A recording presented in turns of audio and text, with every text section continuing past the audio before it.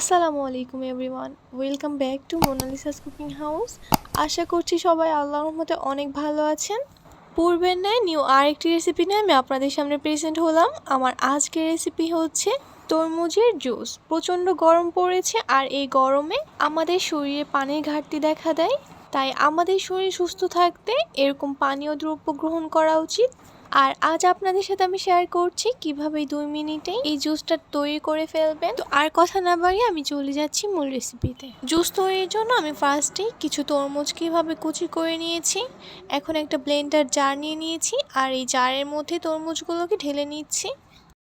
দিয়ে দিচ্ছি স্বাদ মতো বিট লবণ, তবে আপনারা চাইলে কিন্তু এখানে নর্মাল লবণটাও ইউজ করতে পারেন।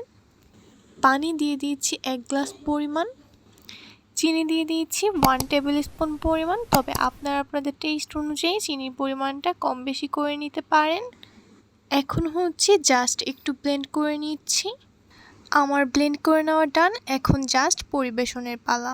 খুব ইজিলি তৈরি করে ফেললাম। আশা করছি আমার আজকের এই জুস রেসিপিটি আপনাদের সবার অনেক ভালো লেগেছে।